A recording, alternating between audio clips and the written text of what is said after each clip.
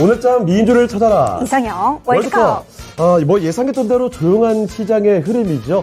미국의 물가지표 CPI 발표와 함께 FOMC라는 이런 큰 이벤트, 이거 나오기 전까지는 시장에서 크게 움직일 생각을 없나 봅니다.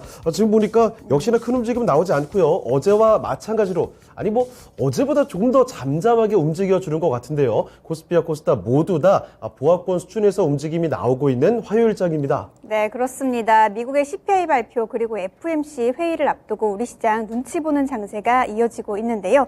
네, 오늘 시장에서는 의약품 품귀 현상에 따라서 제약 바이오주들 일제히 강세해 보이는 가운데 미국의 소형 모듈 원전이죠. SMR 투자 관련 이슈에 따라서 원전주들도 강세를 보이는 시장 지나고 있습니다. 오늘도 이런 시장 흐름 반영해서 대진표를 짜왔으니까요. 오늘도 저희와 함께 포트 점검해보는 시간 가지셨으면 좋겠습니다. 네, 오늘은 토마토 투자 클럽의 윤경 전문가님 그리고 알파프로 전략팀의 정태근 팀장님과 함께합니다. 안녕하세요. 네, 반갑습니다. 네, 안녕하세요. 반갑습니다. 자, 그러면 두 분의 전문가와 함께하는 8개 특징주입니다. 지금부터 대진표를 공개해드리죠. 자, 오늘장 이상형 월드컵 8강의 1라운드부터 가보겠습니다. 원전과 폐배터리, 올 한해 이미 한 차례 전성기를 구가했던 종목들이 맞붙습니다. 자, 먼저 원전부터 좀 볼까요? G2파워인데요. 김대기 비서실장이 윤석열 대통령의 특사 자격으로 아랍에미리트에 방문한다는 이슈로 오늘 좀 강합니다. 다름이 아니라 원전이나 방산 등의 협력을 논의한다는 소식이기 때문인데요. 장 초반에는 이 종목 주가가 16%대 급등세를 보이기도 했습니다. 자, 그리고 폐배터리를 대표하는 종목이죠. 성일하이텍이 올라와 있는데요. 지난 9월에 고점을 찍고 나서 차츰 우하향하는 그림을 그려왔는데 이번에 SK이노베이션과 함께 폐배터리 재활용 합작법인을 세운다는 소식을 갖고서 오늘장 초반에는 거의 10% 가까이 쐈다가 내려왔습니다. 자, 오랜만에 몸을 풀고 있는 두 종목이죠. G2파워와 성일하이텍의 대결 1라운드 기대해 주시죠. 네, 2라운드는 사이즈가 만만치 않은 두 종목의 대결입니다. 제약 바이오주 관련주로 한미약품, 그리고 카카오그룹주, 그중에서도 은행주이죠. 카카오뱅크가 올라와 있는데요. 먼저 한미약품, 최근 우크라이나 전쟁 등으로 의약품 공급 차질과 수급 불균형으로 미국과 유럽 등에서 국제적으로 해열제와 항생제의 품귀 현상이 이어지고 있다고 하죠. 중국에서는 의약품 사재기 현상까지 발생했다고 하는데요. 관련해서 제약 바이오주들 오늘 강세 보이고 있습니다. 한편 카카오뱅크는 오늘 카카오페이 등 카카오그룹주들과 함께 반등해주면서 올라와주는 흐름 보이고 있는데요. 이 두 종목 간의 대결은 2라운드를 기대하시죠. 자, 이어서 3라운드 보겠습니다. 이번에는 바다와 우주의 대결이랄까요? 자, 먼저 조선주부터 가보실 텐데요. 지난 여름 화려한 시절을 보냈던 조선주들, 지금 전반적으로 주가가 좀 많이 내려와 있죠. 현대 미포조선도 그렇습니다만 다시 올리려는 분위기일까요? 이번에는 1,000억 원 가까운 LPG선 수주 소식도 있었고 오늘장 강세를 보이고 있습니다. 자, 그리고 상대는 우주항공, 그리고 방산으로 대표되는 한국항공우주인데요. 이쪽도 지난 여름 이후에는 주가가 좀 시들시들해진 모습이었죠. 자, 하지만 우주항공, 이 방산에 대한 기대감은 아직도 꺾이지 않습니다. 최근에도 한국형 타우러스 개발이나 한국우주산업 파트너스데이 개최 등 긍정적인 소식들 계속 전하고 있는데요. 자, 현대 미포조선과 한국항공우주의 대결 3라운드에서 풀어보겠습니다. 네, 마지막 4라운드는 화학섬유 관련주로 효성TNC, 그리고 로봇 관련주로 로보티즈가 올라와 있는데요. 먼저 효성TNC, 글로벌 스판덱스 수요의 60%를 차지하는 기업이죠. 최근 중국의 제로 코로나 정책으로 다운사이클이 지속됐지만 저점을 딛고 중국의 리오프닝 수혜주로서 다시 올라설 것이라는 증권사 분석에 오늘 주가 강세를 보이고 있습니다. 한편 로보티즈는 서울시청의 주무관이 아닌 로보관이라는 실내 로봇 도입을 추진하기도 했던 기업인데 12월 들어서 주가 많이 내려왔다가 오늘 기관을 중심으로 매수세가 강하게 들어오고 있는데요. 이 두 종목 간의 대결까지 8강에서 확인하시죠. 자, 이렇게 대진표를 간단히 좀 살펴드렸고요. 정말 우리가 기다려왔던 이벤트 하나, 미국의 물가지표 CPI죠. 그렇죠. 오늘 밤 우리 시간으로 10시 30분이면 발표가 될 텐데 이 결과에 따라서 연준의 입장 그리고 또 파월의 발언이 좀 달라질 테니 물론 시장에도 큰 영향을 미치게 되겠죠. 모두가 기다리고 있는 이벤트라고 볼 수가 있겠습니다. 그래서 이 이야기를 좀 해볼 텐데요. 자, 먼저 윤겸 전문가님, CPI 이쪽 전망을 좀 어떻게 하시는지 그리고 시장 대응 전략이나 이제 주목해야 될 섹터 어떻게 보시는지 설명 설명을 들어보겠습니다. 네, 뭐 지금 기대 인플레이션이 1년 3개월 만에 최저치 아하. 5.2%가 나왔습니다. 그러다 보니까 전반적인 지금 미증시 분위기는 괜찮아요. 괜찮고 이제 인플레이션도 정점을 찍었다는 어떤 이제 그런 상황인데요. 지금 예상치가 CPI가 만약에 이제 6.9%만 나온다. 저번 달 이제 7.7% 나오지 않았습니까? 예. 네. 6.9% 정도 7% 밑으로 나온다면 이제 전반적인 증시, 미증시 S&P 500 같은 경우는 한 10% 정도 상승할 거라고 지금 예상을 좀 하고 있어요. 그런 이제 어떤 기대감이 있고 지금 어제도 약간 이제 반등을 했는데 약간 이제 선반영된 분위기도 조금은 있어요. 예, 예. 그런 부분도 있고 또 예상치가 뭐 7.7에서 7.5 정도 거의 뭐 또한 이제 미세한 부분이 있고 크게 이제 변동이 없다면 방금 말씀드린 대로 선반영된 부분도 있다 보니까 예. 오히려 한 3% 전으로 빠질 수도 있다는 예측을 지금 하고 있습니다. 네. 이게 전반적인 분위기는 이제 인플레이션 기대치라든지 인플레이션 정점 부분이 이제 언급되고 있고 분위기는 나쁘진 않아요. 어느 정도 예. 그 그림을 그려놓고 있다라는 네네네 그런 부분이 있습니다. 그래서 이제 파월 의장이 이제 뭐 이제 금리 인상 부분도 50bp 뭐 거의 이제 분위기는 가닥이 잡히고 있는데 하여튼 뭐 파월의 발언 그 한마디가 이제 시장을 향방을 가늠하는 그런 잣대로서 또 이제 이 CPI 발표 플러스 파월의 발언 이 부분은 신중하게 지켜봐야 될 것 같은 게 관점이라고 볼 수 있고요. 네. 그렇지만 아직 이제 이런 부분이 확실하진 않다. 일단 지표를 지켜보고 오늘 같은 경우도 이제 중시를 대비할 때 현금을 좀 들고 네. 관망하면서 지켜보다가 오늘 발표를 보면서 내일부터 또 이제 증시 움직이는 거 보면서 움직여도 큰 무리는 없다. 예. 네. 뭐 좀 너무 예단하고 너무 앞서서 급하게 액션을 취할 필요는 없다라는 네. 부분이고요. 근데 전반적인 분위기는 좋다라는 부분을 말씀을 드릴 수 있고요. 네. 그 다음에 이제 이 증시를 이제 대응할 때는 중요한 게 좀 저평가된 우량주를 좀 찾아보면 좋을 것 같고요. 우리나라 증시에서 이제 방어주 말씀드린 대로 이런 부분을 갖다가 좀 지켜보고 지금 또 이제 그 중국 한알령 관련해서 저번 주하고 이번 주 특히 움직였던 게 콘텐츠주 아니겠습니까? 그렇습니다. 네. 드라마주 관련 제작사들이 상당히 급등했다가 오늘 또 이제 빠지는 분위기였는데 또 오늘 또 어제 움직이는 게 이제 제약, 네. 의약품 관련해서 그렇습니다. 또 주가가 또 움직이고 있어요. 그러니까 이제 또 이제 항공 부분, 여행 부분도 좀 움직일 수 있는 부분도 있거든요. 그러니까 이제 중국 리오프닝 관련해서 좀 지켜봐야 될 것 같고요.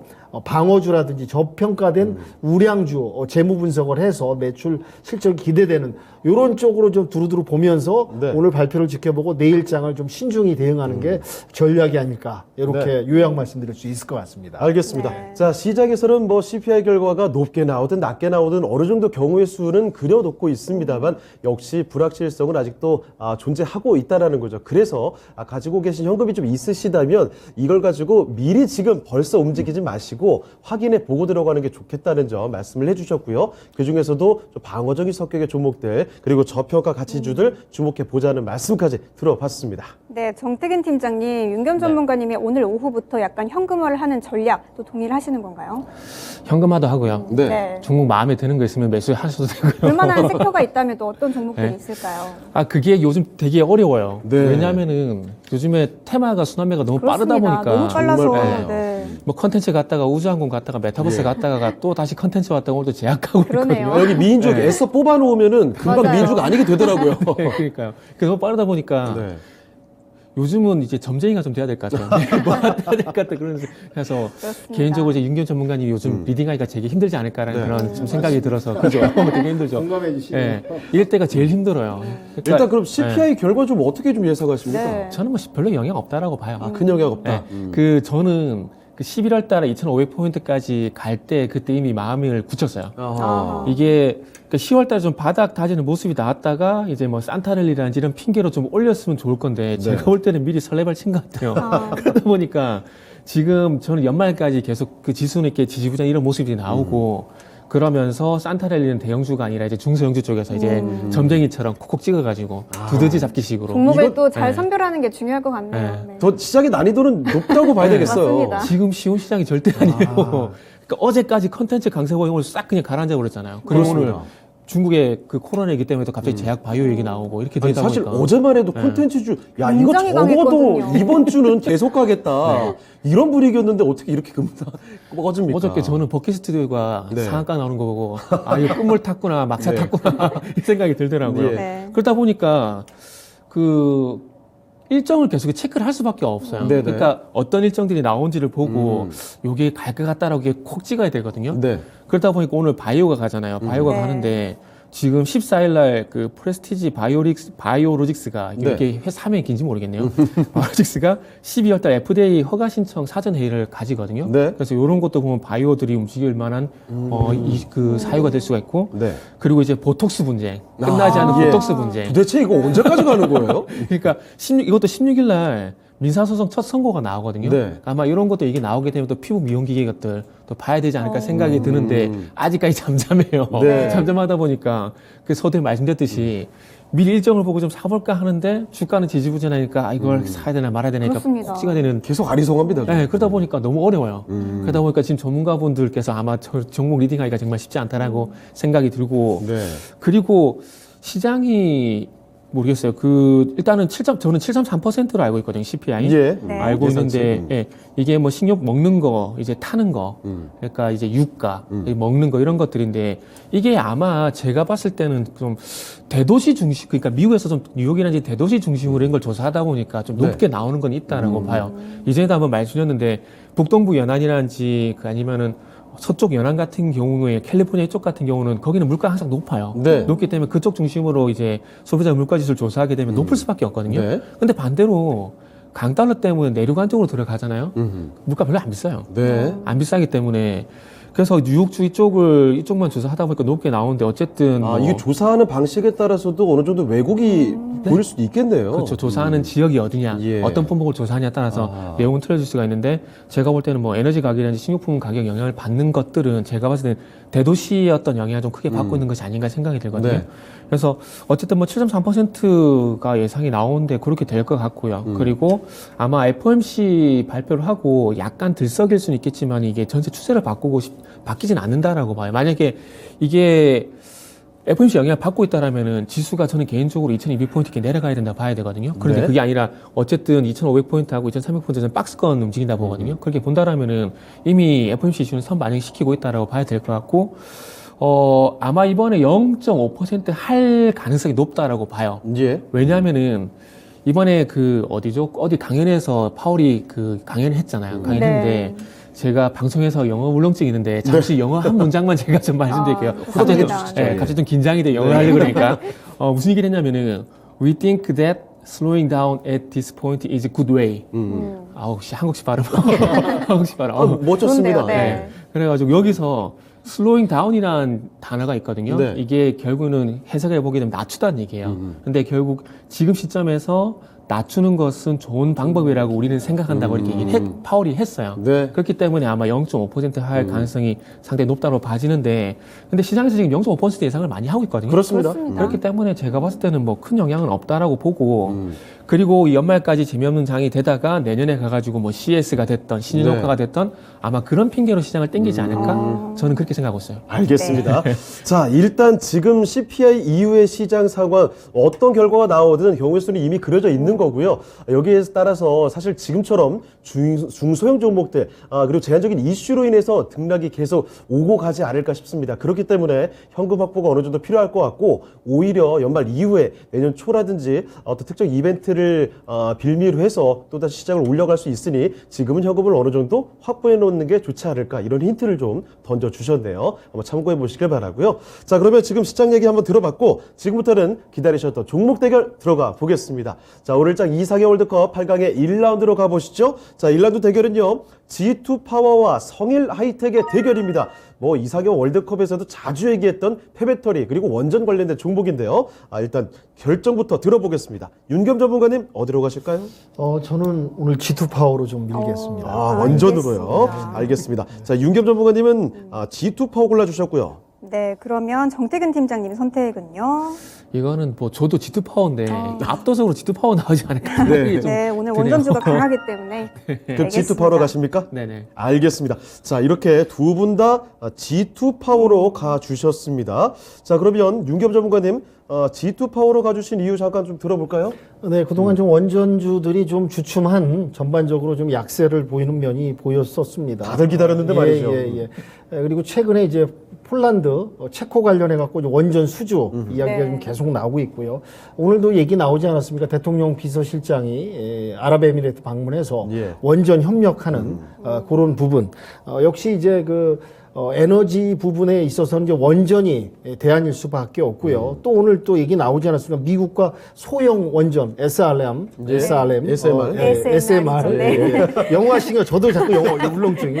SMR. 저도 긴장되잖아요. 괜히. 소형 원전 관련해서 600조 시장이 넘는 걸 또 그렇습니다. 이제 우리 이제 미국하고 기술력은 우리가 뭐 세계 탑5 안에 드니까요. 그렇습니다. 네. 협력을 해서 풀어가는 이런 부분, 이런 부분에 있어 갖고 이제 원전 부분에 있어서 이제 각국의 에너지 확보 전쟁 이런 부분이 이제 상당히 대두되고 있고 이제 원전이 한번 좀 다시 움직일 수 있는 그런 타이밍이 있는데 오늘 마침 여러 가지 좋은 소식과 함께 이제 원전이 움직이고 G2 파워는 조금 이제 올라오다가 지금 눌림목 구간에서 재차 상승하려는 차트상 모습을 좀 보이는 것 같고요.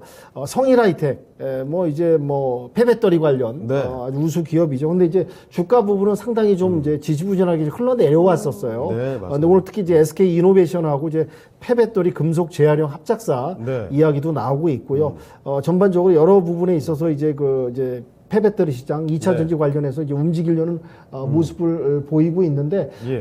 이제 재차 상승할 수 있는 차트상 그림에 있어서는 주변항공 호재라든지 여러 가지 좋은 요소를 따져봤을 때는 그래도 성일 하이텍 쪽에, G2 파워, G2 죄송합니다. 파워죠. 네. G2 파워 쪽에 네. 힘을 좀 더 실어주는, 그래서 추가 상승 여력이 좀 있지 않을까. 성일 하이텍은 조금 이제 바닥을 좀 다지면서 재차 상승하는데 좀 시간과 여러 가지가 소요가 수급이 좀 더 들어와야지 풀어갈 수 있지 않을까 해서 G2 파워 쪽으로 방향을 잡도록 하겠습니다. 알겠습니다. 네, 어쩐지 알겠습니다. 윗꼬리가 좀 길게 달리더라고요. 네네네. 자, 이렇게 원전 관련주 G2 파워를 윤겸 전문가께서 골라주셨고요. 네, 정태근 팀장님께서도 네. G2 파워 골라주셨는데 약간 시장이 지금 받쳐주는 종목 쪽으로 가신 거죠. 제가 그 전에 여기에 영어 울렁증이라는 전염병을 좀 돌려 만든 것 같아요. 저는 당분간 안 쓰겠습니다. 네, 저도 당분간 안 써야 될 것 같아요. 일단은 요 뒤에 이제 채팅창에 이제 어쩌라고 내 맘이지. 이 아이디가 전 되게 마음에 들어요. 어쩌라고 내 맘이지. 이게 너무 마음에 드는데 이분께 저보고 제롬 파월님이라고 그러셨는데 제롬 파월은 아니고요. 네. 그분하고 친해지고 싶긴 하네요. 친해지긴 한데. 저도요. 네. 어쨌든 근데 차트를 보게 되면 네. 이게 G2 파워에 큰 점수를 안 주더라도 성일 하이텍 같은 경우는 선택을 좀 하기 어렵지 않을까요? 지금 화면에 보신 바와 같이 누가 봐도 아직까지 흘러내리고 있거든요. 네. 그 쭉 내려가고 네. 있어요. 계속 흘러내리고 있는데 저게 바닥, 그러니까 소위 말하는 이제 바닥이라는 게 이제 옆으로 횡보하는 그런 네. 흐름. 그게 나오기 전까지는 성일 하이텍이라든지 그리고 이게 또 유사한 또 폐배터리 기업이 있지 않습니까? 또 갑자기 기억이 세비캠. 안 나네요. 네. 세비캠. 감사합니다. 정말 도움됐습니다. 방금 생각이 말을 하는데 생각이 안 나가지고. 영어가 아니라서 네, 괜찮아요. 다행이네요. 그래서 세비캠하고 성일 하이텍이 있는데 이게 계속 주가 흘러내리고 있거든요. 그래서 네. 굳이 지금 저걸 낙폭가대로 접근하는 게 맞나라는 생각이 좀 들고요. 네. 이거는 결국엔 테슬라 문제도 좀 있는 것 같아요. 그 주고 그러네요. 감산 네. 얘기하면서 그렇죠. 감산 얘기도 있고 지금 테슬라가 미국에서 점유율이 좀 떨어졌어요. 네. 71%, 65%좀 떨어졌거든요. 테슬라 우리가 안 좋은 얘기만 계속 나오죠.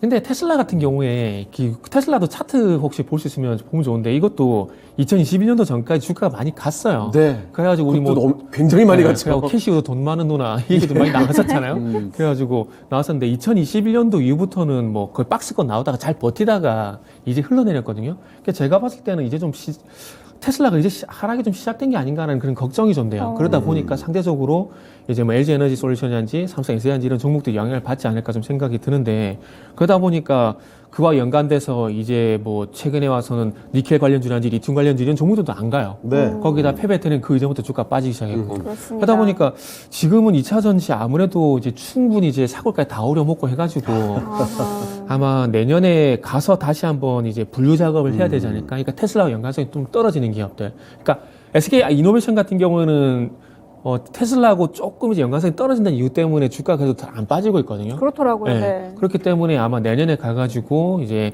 테슬라와 연관성 없이 주가가 실적이 잘 나온다든지 아니면은 뭐 또 다른 모멘텀 있는 쪽으로 봐야 되지 않을까 생각이 들어서 2차 전지는 지금 안 건드리는 게 좋을 것 같다.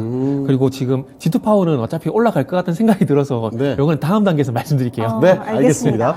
자, 이렇게 정태근 팀장이 오늘 제롬 파월 이야기도 듣고 있지요. 이런 가운데 선택해주신 G2 파워, G2 파월이라는 별명도 지금 채팅창에 붙어 있네요. 네. 그리고 뭐 슈퍼 파월 얘기도 나오는데 G2 파워가 압도적인 선택을 받을 것 같습니다. 네. 분위기 그렇거든요. 시청자분들의 선택의 결과 띄워주시죠.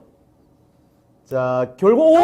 뭐죠? G2 파월이 밀렸네요. 성일라이트 네. 기다리고 계신 분들이 이렇게 많습니까?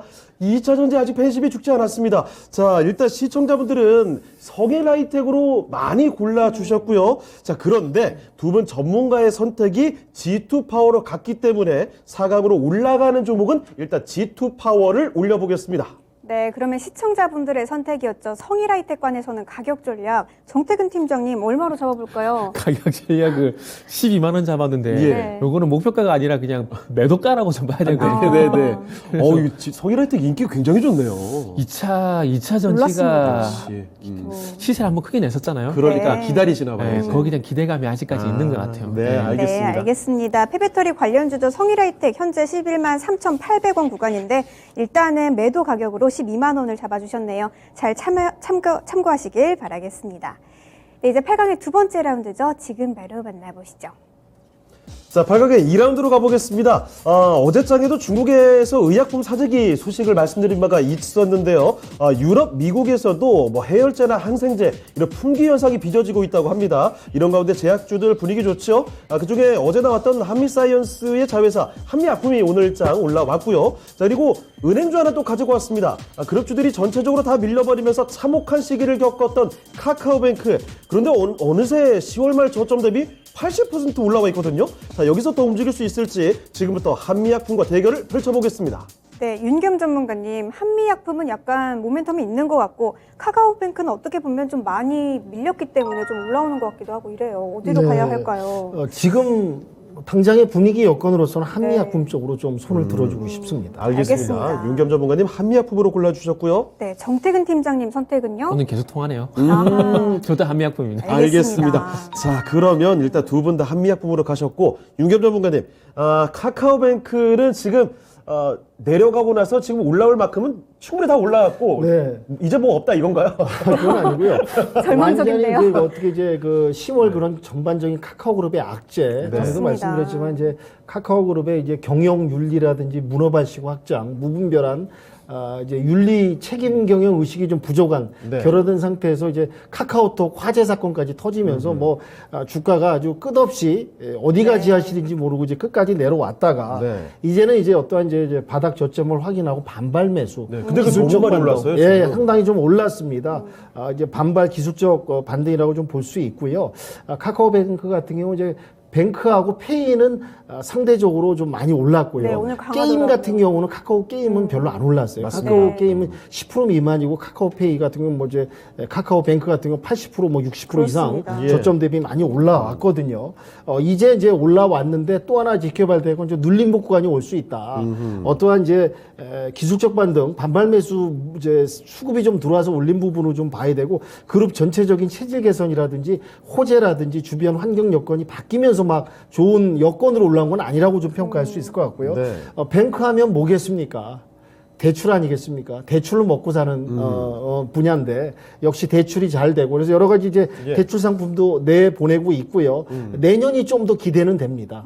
대출 실적 부분이 이제 올해 한 10% 정도 성장했는데 예. 내년 한 20% 정도 GS 하고 또 손잡아서 이제 네. 뭐 적금 상품도 내보내고 다양한 노력을 좀 하고 있다 이런 부분이 있는데 최근에 와서 급격히 올라오다 보니까 네. 조금 눌림목 구간이라든지 쉬어가는 타임이 아닐까. 지금 금리 많이 올라와서 수혜를 받는 요거는 지금 당장보다는 좀 나중을 봐야 될까요? 그러니까 내년에 실적 개선 및 이제 대출 현황 이런 부분이 더 확장되면서 내년을 좀 기약할 수 있을 것 같고요.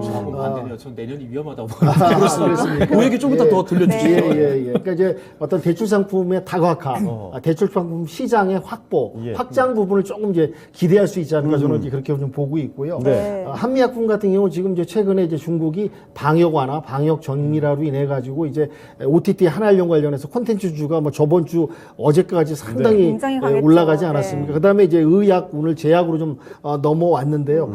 중국의 문제가 그겁니다. 아시겠지만은 지금 의료 체계, 네. 어떠한 이제 그 병실 문제, 의학 체계가 부족해요. 그래서 아직 이제 내일부터 또 본격적으로 추워지는 이제 좀 뭐 이제 온도차가 좀 이제 네. 그게 떨어진다는 얘기인데 그렇습니다. 중국도 아마 엄청 추워지고 아마 12월 말 되면 아마 환자 내지 사망자도 상당히 나올 수 있대요. 연말 연으로 해가지고 네. 이런 부분에 있어서는 지금 그래서 의약품 수주 부분이 상당히 폭증하는 부분이 있고 이제 인민들이 다 아는 거죠. 자국 상황을. 그러니까 그걸 대비해서 약품들을 막 이제 사재기 하다 보니까 지금 의약품 수주 그다음에 이제 수급 수요가 지금 상당히 늘어나고 있다. 이런 부분에서 오늘 이제 네. 중국 관련해서 의약품 관련주들이 좀 움직이는 부분이 있고요. 한미약품 같은 경우는 계속 신약 개발도 좀 계속 노력하고 있고 최근에 와서 현 대표이사가 또 이제 그만두면서 R&D 부분으로 지원을 해주겠다면서 네. 대표이사 체제, 경영 체제 여러 가지 내부 부분도 이제 개선하고 있는 부분. 그리고 최근에 이제 주가 부분이 상당히 또 점진적으로 올라왔어요. 외국인 수급도 들어오고 이런 부분을 봤을 때는 지금 주변 환경 여건, 중국발 의약품, 제약품 수요 이런 부분하고 예. 회사 내 여러 가지 개선, 경영 부분 노력하는 이 부분을 봤을 때는 카카오뱅크는 조금 시간이 이제 많이 올랐으니까 쉬어가면서 올라갈 수 있고 한미약품은 이제 추가 동력에 의해서 좀 더 올라갈 수 있는 부분 이런 부분을 비교해 봤을 때는 한미약품 쪽에 네. 좀 점수를 줄 수 있을 것 같습니다. 알겠습니다. 자, 그리고 팀장님, 그 카카오뱅크 얘기 좀 더 들어보죠. 네. 내년 위험하다라는 바로 어떤 점이죠? 그 아까 제가 이전에 뭐 없다 예. 얘기했었잖아요. 예. 이제 뭐 없어요. 그렇습니까? 제가 볼 때 뭐 없어요. 지금 시장 분위기에 그냥 스리슬쩍 올라오고 있는데 네.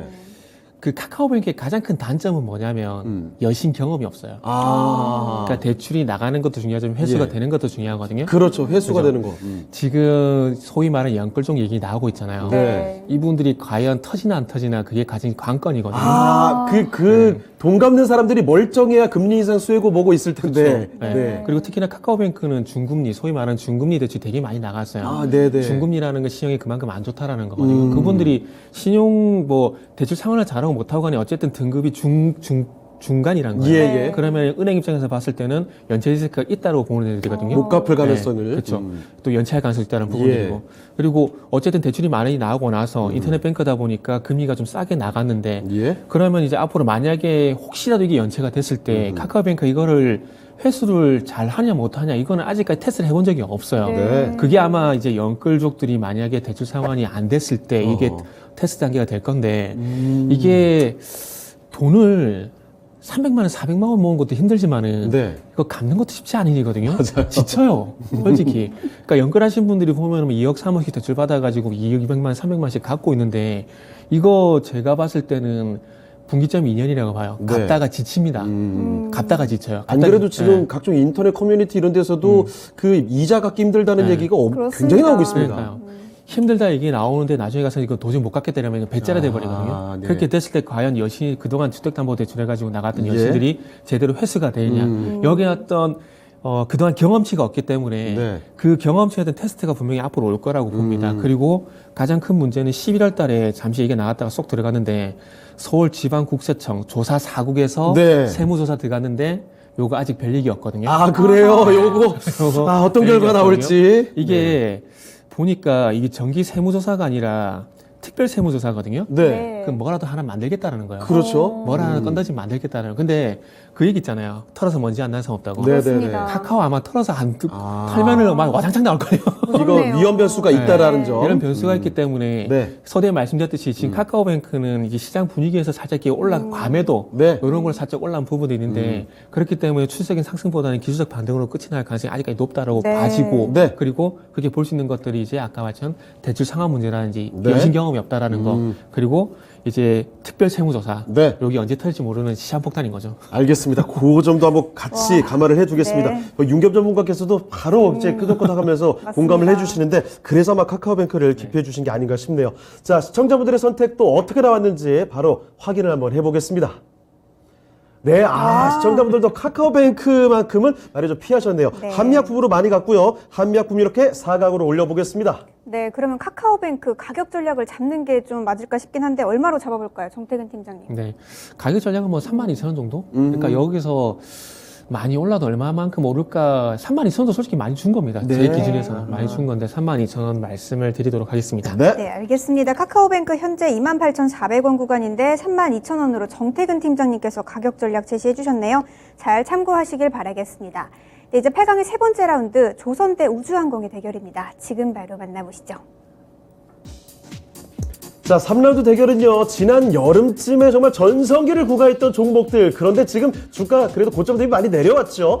그렇지만 아직까지 희망을 많이 품고 있는 종목들입니다. 조선주인 현대 미포조선 있고요. 우주항공과 방사를 끼고 있는 한국항공우주입니다. 두 종목의 대결 지금부터 펼쳐보도록 하죠.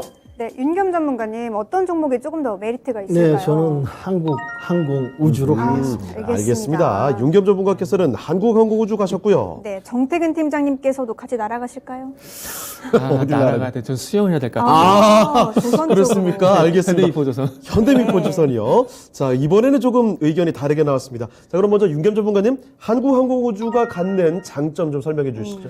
예, 현재 뭐 우리 이제 항공 우주 기술이 이제 10위권 이제 여기서 왔다 갔다 하고 있는데요. 이제 정부에서 이제 한국 우주항공청 발표하지 않았습니까? 발표하면서 이제 이 좁은 지구에서 벗어나서 네. 우주로 가자, 우주로 나가자. 그런 스케일이 이제, 커져요. 예, 캐치프레이즈를 걸고 이제 정부에서 이제 주력해서 밀어주는 이런 상황인데 최근에 또 이제 AP 위성하고 이제 합작해 갖고 이제 항공 위성 항법 시스템 이런 부분에 있어서 이제 설계 공급까지 이제 계약 체결한 부분이 있어요. 네. 있고 이제 어차피 이제 그 미래로 가는 이제 미래 먹거리 산업 정부 6대 산업 정책 아니겠습니까? 그래서 네. 이제 항공 우주 같은 경우 이제 방산하고 또 이제 항공 우주까지 이제 겸해서 가는 뭐 이제 우량주라고 볼 수가 있죠. 그래서 충분히 이제 좀 더 이제 추가 상승할 수 있고 이제 다가갈 미래니까 좀 더 우상향에서 점진적으로 내년에도 항공 우주 분야는 이제 어두운 분야가 아니기 때문에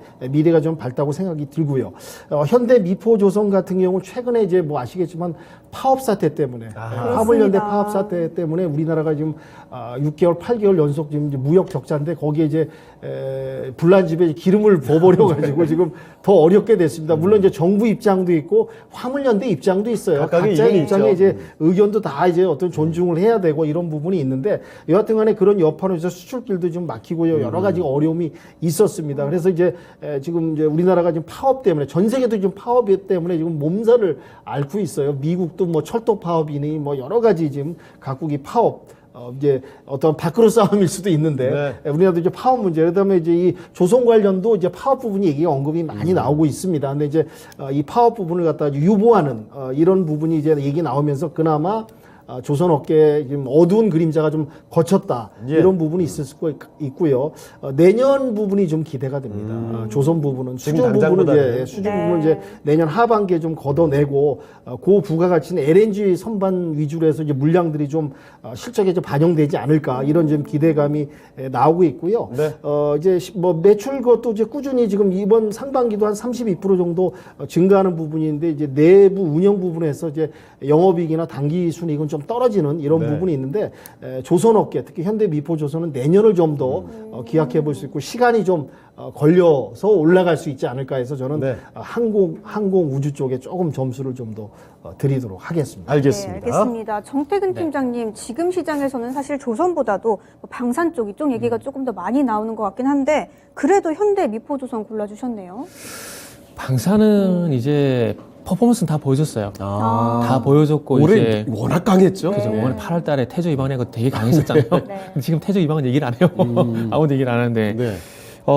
지금 어쨌든 그래서 이제 폴란드라든지 이쪽에서 퍼포먼스를 보여줬는데 이제 앞으로 이제 그래서 이제 실적인 거죠. 그리고 지금 한국항공우주 같은 경우는 FA50 그 납품이 늦어지고 있어요. 지금 K9하고 이제 탱크는 같잖아요. 우리 늦어진다는 거 약간 경기 일으키는데요. 지연되고 이런 원래 거. 빨리빨리 좋아하잖아요. 예. 빨리빨리 좋아하는데 이게 지금 12대 주기로 했는데 이제 FA50 같은 게 아직 납품이 안 됐거든요. K9하고 이제 KT 전차보다 늦어요. 그렇기 때문에 지금 약간은 뭐 이 LIG 넥스와인지 이런 종목들 대비해서는 조금 주가가 조금 이제 빠지진 않을 거예요. 빠지진 않을 건데 대신에 올라가기는 쉽지 않다라고 좀 봐지는 상황이고. 오늘 한화 에어로스페이스도 좀 올라가는 흐름이던데 같이 그렇죠. 좀 보시나요? 이게 저는 개인적으로 방산 같은 경우 다 보는 게 아니라 이것도 개별적으로 봐야 된다고 봐요. 네. 그러니까 개별적으로 뭐 방금 말씀하셨지만 에어로스페이스 이런 것들 보게 된다라면은 정말 괜찮거든요. 네. 그리고 이제 하나 에어로스페이스 같은 경우는 말라서 말씀드리지만 이제 원웹이라는 회사 이제 중동에서 이제 위성 통신 사업 진행했거든요. 그러면 하나 시스템 덕을 볼 거란 말이죠. 이렇게 본다라면은 이제 무조건 봐야 되는데 그러다 보니까 이제 그 무기 수출 중심이 이제 유럽에서 중동 쪽으로 살짝 이제 옮겨가는 느낌이거든요. 근데 최근에 보니까 또 뭐 그 우리 또 킹살만 살만이요. 킹살만. 네. 또 이제 천공이라는 미사일에 또 관심을 가진다는 얘기가 좀 있더라고요. 그 UAE도 마찬가지고. 근데 지금 얘기가 좀 뭐 그 셀 수도 있는데 삼성으로 빠질 수도 있는데 지금 중국이 중동하고 미국의 사이가 안 좋아진 사이를 틈타가지고 얍삽하게 싹 치고 들어갔어요. 그렇죠. 예. 네. 치고 들어가가지고 지금 이제 5 장비 같은 경우도 이제 미국이 수출 금지했잖아요, 화웨이. 근데 지금 사우디가 5G 장비 쓰기로 했거든요. 그러다 보니까 화웨이가 다시 살아날 수 있는 그런 계기를 좀 만들어주고 있어요. 근데 그러면 이 얘기를 왜 말씀드리냐면 그러면서 이제 한국이 자칫 중동 시장을 이제 놓칠 가능성도 있다라는 거죠. 중국이 경쟁자가 너무 새롭게 강해지니까. 생기니까. 네. 이번에 김대기 그 대통령 비서실장 분께서도 저는 괜히 가는 게 아니라고 봐요. 이런 흐름을 이미 파악했다라고 봐요. 위기감을. 그래서 선발대로 먼저 이재용 회장이 뭐 해마다 가는 연례 행사라고 하지만 이번에 이제 중동 쪽 UAE 쪽 가가지고 5 장비 수주 받아야 되거든요. 그래서 먼저 간 거고 뒤따라서 이제 김대기 비서실장이 원전이 이제 방사한지 이런 것도 수주 받기 위해서 그래서 특사로 갔다라는 거 봐요. 그렇기 때문에 지금 중동 쪽에서 중국이 상당히 무섭게 지금 영역을 확장하고 있기 때문에 지금 중동 쪽 같은 게 상당히 중요한 시점이다. 뭐 그런 말씀드리고 싶네요. 일단 여기는 확인해야 될 변수가 있고 조선 같은 경우에는 뭐 그런 긍정적인 요인이 있나요? 조선은 일단 이 두 개 중에 그래도 미포전을 선택을 한 것이 뭐냐면은 그래도 실적에 대한 둘 다 천천히 움직일 거예요. 둘 다 천천히 진짜 이래도 되나 싶을 정도로 천천히 움직일 건데 그래도 그나마 그 시가 좀 빨라질 것이라고 예상이 드는 게 이제 조선 쪽인 거죠. 알겠습니다. 그러니까 조선이 이미 흑자 전환됐고 흑자는 됐지만은 이제 흑자폭 얼마만큼 또 개선시켜 나갈 건가. 그게 아무래도 한국항공우주보다는 조선 쪽이 좀 더 빠를 수 있다라는 거. 그래서 이제 한대미포선을 선택한 겁니다. 알겠습니다. 자, 그러면 시청자분들의 선택이 중요해졌습니다. 어떻게 골라주셨는지 바로 확인해보죠. 자, 시청자분들의 선택은 현대미포조선으로 꽤 차이가 났네요. 현대미포조선 이렇게 해서 4강으로 올라가도록 하겠습니다. 네, 시청자분들 현대미포조선 굉장히 좀 많이 기다리고 계셨던 모양입니다. 네. 한국항공우주관에서는 가격 전략 윤겸 전문가님? 네.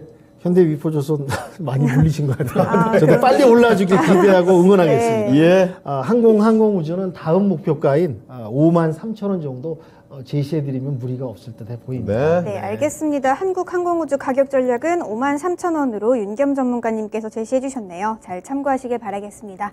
네, 이제 8강의 마지막 라운드 결이 다른 두 종목의 대결 지금 바로 만나보시죠. 자, 8강의 4라운드로 가보겠습니다. 먼저 효성 TNC, 스판덱스로 많이 움직이는 종목이잖아요. 정말 가기 뜨는 종목이 주가가 지금 고점대에 굉장히 내려와 있습니다. 다시 한번 도약할 준비를 하는 걸까요? 중국의 리오프닝 효과를 기다리면서 오늘 강한 모습 보여주고 있고요. 그리고 로버티즈, 로봇 관련주들 올 한해 정말 많이 얘기도 했는데 요즘에 조금 잠잠해졌습니다. 그 가운데서 로버티즈를 꼽아봤습니다. 효성 TNC와 로버티즈 대결 바로 펼쳐보겠습니다. 네, 정태근 팀장님 어떤 종목이 조금 더 나을까요? 저는 효성 TNC입니다. 알겠습니다. 알겠습니다. 자, 정태근 팀장의 선택 효성 TNC고요. 네, 윤겸 전문가님 선택은요? 이때 중국 바람 타야 됩니다. 효성 TNT. 예, 알겠습니다. 자, 일단 그러면 정태근 팀장님, 효성 TNC 정말 무시무시한 주가 상승이 나왔던 종목 아니겠습니까? 내림폭도 정말 무시무시했습니다. 정말 무시무시한 종목이에요. 다시 갈 때 됐다는 겁니까? 좋다라기보다는 나쁘지 않다는 나쁘지 관점에서 않다. 그 관점에서 봐야 될 것 같아요. 그래서 최근에 지금 화면 보시면은 지금 말씀하신 것처럼 무지막지하게 빠졌어요. 정말 저 올라갈 때 저는 이게 말이 되는 건가 싶었어요, 정말. 그렇기 때문에 저렇게 무지막지하게 빠졌기 때문에 양심이 있으면 이제 반등이 나와야 돼요. 양심이 있으면 반등이 나와야 돼요. 그렇기 때문에 이제 석유화학업황이 이제 좀 괜찮아지지 않을까라는 그런 기대감 때문에 거기다가 이제 살짝 중국 이제 모멘텀을 묻어가려고 하는 그런 부분들이 있기 때문에 아마 이 기간 조정을 이용하게 된다라면 한 50만 원까지 아마 반등을 봐도 되지 않을까라고 생각이 듭니다. 일단은 뭐 석유화학업종 근데 지금 석유화학업종 같은 경우에 지금 효성 TNC뿐만 아니라 최근에 금호 석유화학도 그렇고 대한유화도 그렇고 롯데케미칼도 그렇고 다 지금 반등이 나오고 있거든요. 근데 이런 것들이 뭐 롯데케미칼은 뭐 2차전지 신사업이 있긴 하지만 그럼에도 불구하고 어쨌든 본업인 석유화학에 대해서 좋은 얘기가 나왔거든요. 그게 더 이상 나빠지지 않는다는 거죠. 근데 결국에는 유가가 하락하는 게 긍정적으로 작용이 된다라는 부분들이고 이 스판덱스가 이제 뭐 소위 말하는 그 라텍스 이런 네네. 건데 중국에서 라텍스 수요가 얼마만큼 나올지는 지켜봐야 될 것 같아요. 한때 그 라텍스 수요가 많다 보니까 금호 성향이 상당히 많이 물론 이게 그 라텍스 장갑 때문에 그런 것도 있겠지만은 네. 이게 소위 말하는 레깅스 있잖아요. 그 수요도 많다 보니까 그렇죠. 수요를 예, 봤었거든요.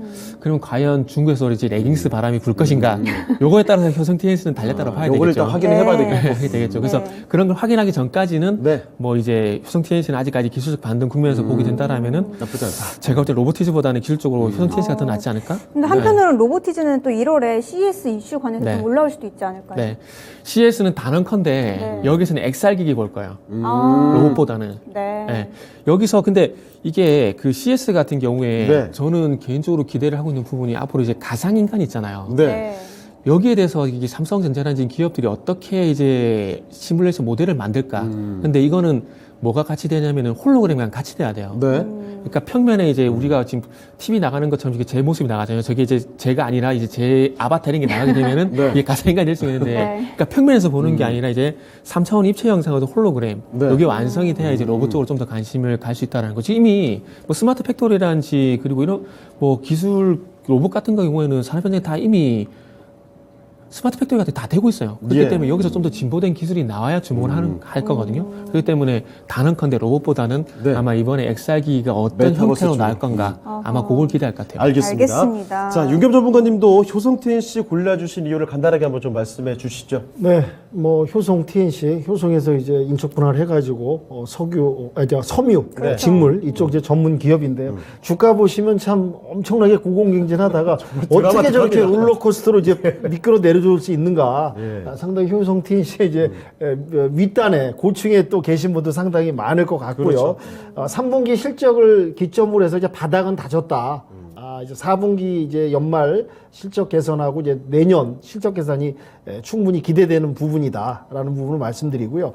중국인과 14호가 아니겠습니까? 아까 전에 이제 레깅스 언급하셨는데 한번 이제 그 바람이 불어줘야죠. 거기 플러스 남성들까지 또 레깅스를 같이 입으시면 더 네. 시장이 커지지 않을까. 아주 이제 운동할 때 많이 우스갯소리로. 입습니다. 예. 예. 중국 시장이 이제 리오프링 이제 방역 완화, 방역 이제 이 풀리면서 이런 이제 패션 바람이 한류가 좀 들어가고 있지 않습니까? 네. 그러니까 드라마에서 한번 레깅스 입고 한번 멋진 우리 또 배우 한번 연기를 해주신다면 네. 그 여파로 한번 또 붐을 일으켜 줄 수 있지 않을까. 그리고 이제 로보티지 같은 건 최근에 로봇 관련해서 좋은 소식이 많이 나왔었어요. 예. 쿠팡도 이제 물류 로봇 쪽에 5조 투자한다. 또 LG도 구미 공장에 로봇 이제 로봇 시스템으로 이제 어떤 공장 시스템을 바꾼다. 그래서 로봇주들이 관련해 갖고 최근에 좀 많이 올라와주는 그런 부분이 있고요. 로보티지도 이제 다이나믹셀 관련해 갖고 이제 수요 예. 부분이 늘어날 것 같고 로봇 분야는 이제 점진적으로 계속 뭐 방향은 좋습니다. 근데 지금 상황에서 주가 차트나 움직임을 봤을 때는 지금 환경 중국발 이 훈풍 바람을 타고서는 효성 TNC가 한 번 더 추가 네. 저점을 딛고 올라갈 수 있는 충분한 여력이 있다고 판단돼서 예. 효성 TNC로 방향을 잡도록 하겠습니다. 자, 그러면 이제 바로 또 시청자분들의 선택 확인해 보도록 하겠습니다. 띄워주시죠. 자, 시청자분들의 선택은 과연? 네, 오! 50대 50으로 나왔는데요. 네. 자, 효성 TNC와 로보티즈 시청자분들의 선택은 정확히 반반이었고요. 전문가들의 선택을 받은 효성 TNC를 일단 4강으로 올려보겠습니다. 네, 만만치 않은 대결이었나 봅니다. 로보티즈 관해서는 가격 전략 윤겸 전문가님 얼마로 네, 잡아볼까요? 다음 목표가 매물대가 좀 모여있는 28,000원까지 설정을 한번 무리가 없을 것 같습니다. 네, 알겠습니다. 로보티즈 현재 3% 정도 상승하면서 23,800원 구간인데 28,000원까지 가격 전략을 잡아주셨네요. 잘 참고하시길 바라겠습니다. 네, 이제 4강으로 넘어가 볼 텐데요. 4강의 1라운드는 원전 대 제약의 대결입니다. 지금 바로 만나보시죠. 자, 4강의 1라운드입니다. 오랜만에 강세를 보여주고 있는 원전이죠. G2파워 오늘장 뚜렷한 강세로 올라오고 있고요. 그리고 제약바이오 종목들, 저기 각국에서 또 사재기 현상들이 나타나고 있는데요. 제약주들 주목을 받으면서 한미약품 올라와 있습니다. G2파워 대 한미약품의 대결 지금부터 펼쳐보도록 하겠습니다. 네, 정태근 팀장님, 오늘 시장에서 참 강한 두 종목인데 어느 종목으로 가야 할까요? 이거는 단기를 보느냐 장기를 보느냐에 따라 차이가 좀 날 것 같은데. 네, 어떤 성향이세요? 어쨌든 제가 일단은 중소형주 순환매 장세를 말씀드렸잖아요. 그렇기 때문에 한미약품 네, 네. 알겠습니다. 정태근 팀장의 선택 한미약품이고요. 네, 윤겸 전문가님 선택은요? 팀장님하고 좀 어쨌든 오늘은 보는 시각이 좀 유사한 것 같습니다. 네. 저도 한미약품으로 가야 될 것 같습니다. 알겠습니다. 알겠습니다. 자, 그러면 두 분 다 한미약품으로 가주셨고 정태근 팀장님, 네. G2파워 원전 오랜만에 좀 강한 모습이어서 기대를 했는데 그래도 한미약품으로 가주신 이유 간단하게만 좀 말씀해 주시죠. 원전은 단발성이라 봐야 돼요. 단발성이다? 지금 단발성이라 봐야 돼요. 그 예전에 탈원전 얘기 나오게 되면서 큰 시세는 한번 났거든요. 네. 났고 이제 중요한 건 이제 예전에 2009년도 바라카 원전에 대해서 봤던 것처럼 이제 대규모 수주 이게 나오냐가 한 건인데 제가 볼 때는 재수 없으면 대규모 수주가 안 나올 가능성이 있을 것 같아요. 그럼 또 급락의 가능성도. 네. 이게 그러니까 그 1차측 수주를 받아야 되거든요. 예. 근데 지금 이집트 같은 경우도 1차측 수주를 아시겠지만은 러시아 쪽에 가져갔고 지금 폴란드 같은 경우도 이게 6기 얘기했잖아요. 6기 얘기했잖아요. 네. 네. 정부에서 하는 2기는 일단은 미국에서 가져갔고 그리고 이제 민간에서 한 2기는 이제 한국이 갖고 왔는데 이번에 그 어디죠? 그 한손 사장님이 그랬네요. 2+2가 될 수 있다고 얘기했잖아요. 이게 무슨 얘기냐면은 이게 6기를 한꺼번에 주는 게 아니라 네. 2기 나눠서 주는 거예요. 이게 원전은 2기 정도 같이 있으면 제일 최상이라 그러더라고요. 예. 그러다 보니까 정부에서 하는 2기는 이제 미국 쪽이 어쩔 수 없이 정치적 관계 때문에 이거는 그쪽이 그 국무총리가 그랬네요. 아마 미국에 줄 수밖에 없다는 얘기를 했었어요. 네. 그렇기 때문에 2기를 줬고 그리고 이제 2기는 이제 우리나라 줬고 나머지 이 2기가 과연 올 것인가 말 것인가에 따라서 2+2가 우리가 되는 거예요. 그런데 이게 지금 폴란드 같은 경우 미국과의 관계 때문에 어쩔 수 없이 제가 볼 때는 우리나라 2기밖에 안 된다라고 봐요. 그리고 이제 폴란드가 그렇게 수주를 받게 된다면 그 연쇄 효과가 체코라는 저는 간다라고 봐요. 두쿠바니 프로젝트 같은 경우도 제가 봤을 때는 그러면은 갈 가능성이 상당히 높다고 봐지고 그리고 중동 쪽 같은 경우는 지금 러시아가 1차적 수주를 가져갔잖아요. 네. 근데 지금 사우디가 수주를 좀 봐야 되는데 이게 미국 관계 때문에 여러 가지 걸리는 게 있어요.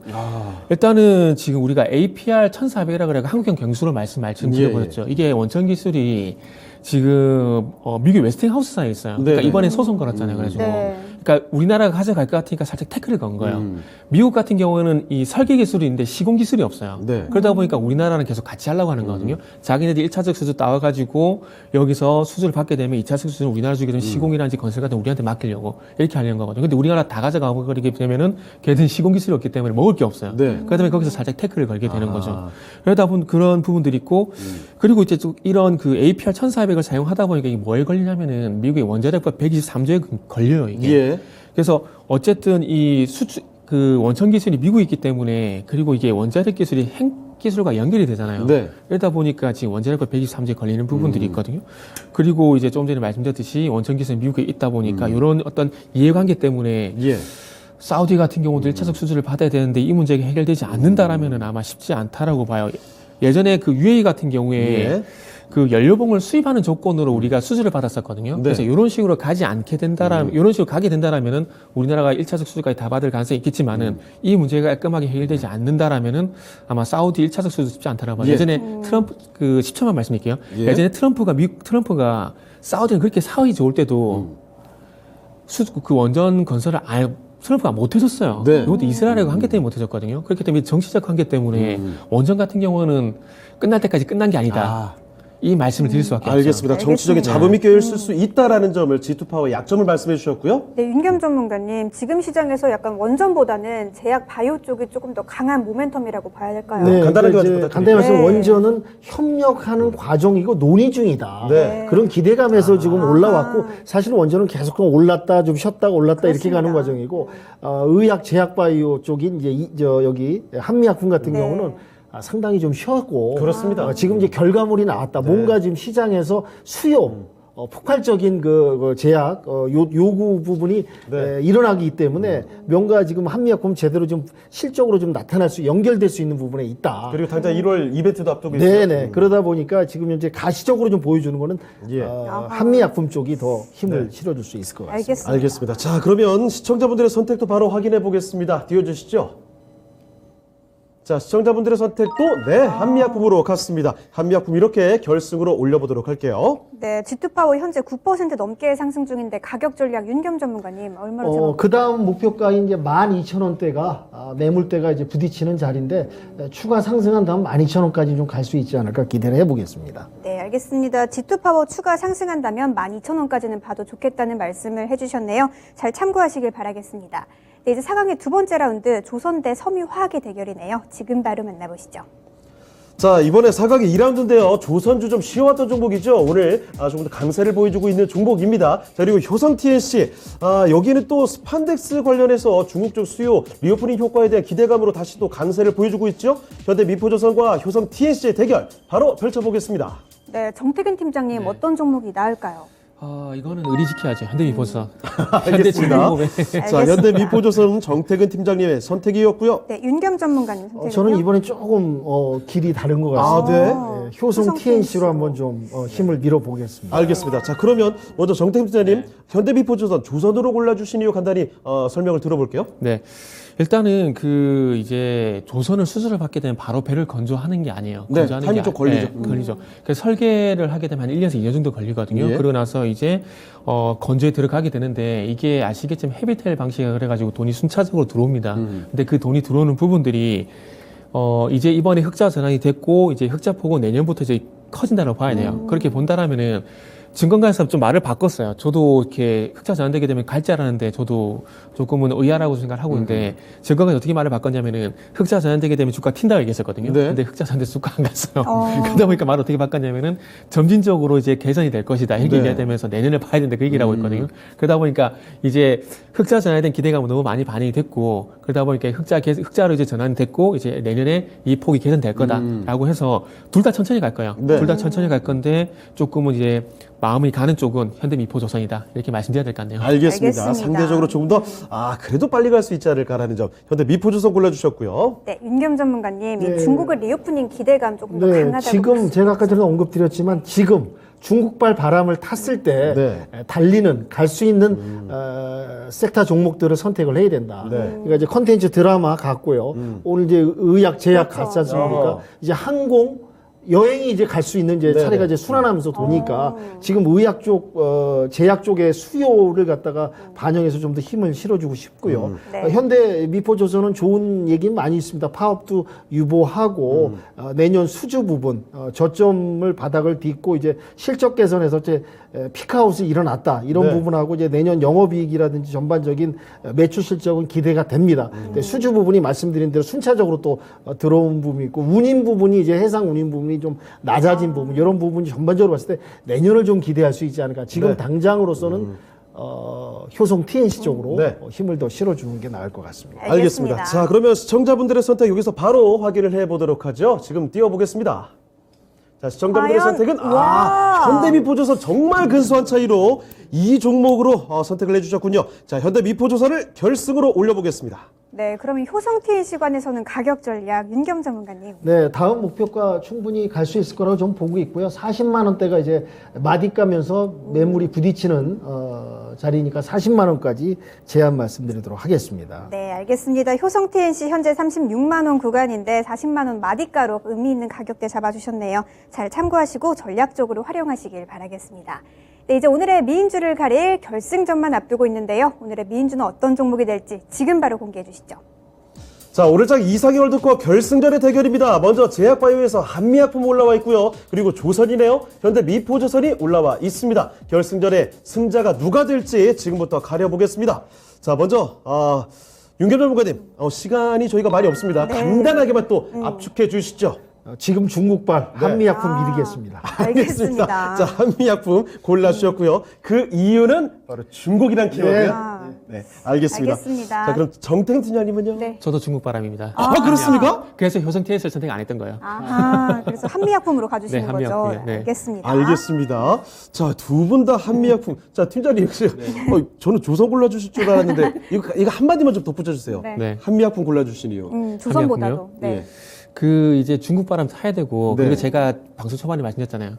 최근에 짧은 그 중소형 테마 수남에 아하. 네. 말씀드렸잖아요. 그렇기 때문에 다음 주까지 보게 되면 한미약품 봐야 될 것 같고요. 음. 그리고 우리가 이제 그 방역 완화하게 되면서 이 감기약 부족 현상이 우리가 경험했어요. 네, 그렇습니다. 7월 달에. 예. 그때 했었잖아요. 그때 당시에 한 보름 정도, 한 2주 정도 테마가 형성됐었거든요. 그러면 지금도 마찬가지로 제약주가 최소한 일주일 정도는 테마가 간다라고 봅니다. 그렇게 본다라면 이제 한미약품을 보는 게 맞는 거죠. 네, 알겠습니다. 알겠습니다. 자, 그러면 시청자분들도 같은 선택이었을까 궁금해지는데요. 바로 한번 확인해 보겠습니다.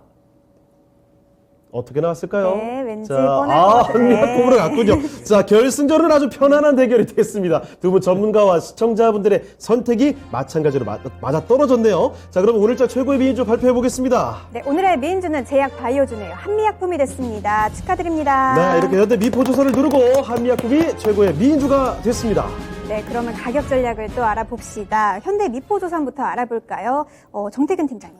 네, 현대미포조선은 전고점 부분가 일단 볼게요. 11만 원까지 보도록 하겠습니다. 예. 알겠습니다. 현대 미포조선은 전고점인 11만 원까지 가격 전략 잡아주셨고요. 한미약품관에서는 윤경 전문가님. 네네. 차트를 보면 이제 다음 1차 목표는 조금 많이 올라오긴 했는데요. 네. 32만 5천 원까지 설정을 좀 해드리도록 하겠습니다. 알겠습니다. 네, 한미약품 현재 29만 5천 원 구간인데 가격 전략 32만 5천 원으로 윤겸 전문가님께서 세워주셨네요. 잘 참고하시고 성공 투자하시길 바라겠습니다. 네, 이렇게 해서 오늘장 이상형 월드컵은 한미약품이 우승을 하게 됐습니다. 네, 지금까지 투자 판단에 도움이 될 만한 좋은 말씀을 드렸습니다. 하지만 특정 종목의 상승과 하락을 보장하진 않는다는 점 참고하시길 바랄게요. 네, 저희는 내일 이 시간에 다시 뵙도록 하겠습니다. 시청해주신 여러분 고맙습니다.